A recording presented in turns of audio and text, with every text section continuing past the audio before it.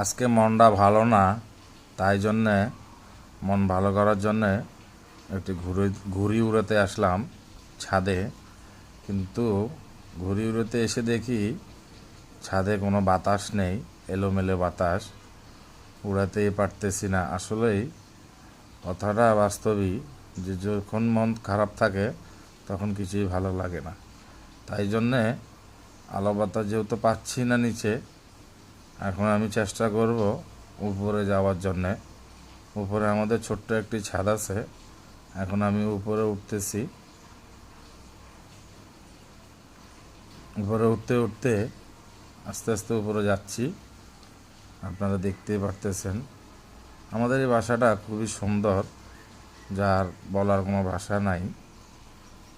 এখন আমি উপর থেকেই ঘুড়ি উড়ানোর চেষ্টা করতেছি। আস্তে আস্তে ঘুড়িটা উঠতেছে, কিন্তু বাতাস এলোমেলো থাকার কারণে ঘুড়িটাকে ধরে রাখতে পারতেছি না।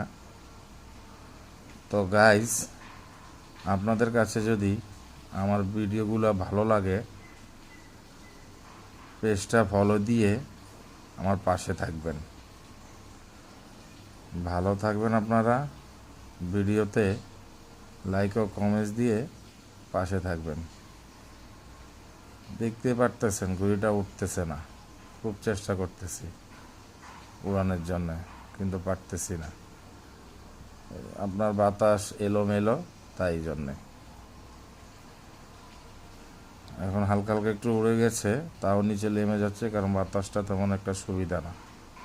ঠিক আছে গাইস, ভালো থাকবেন।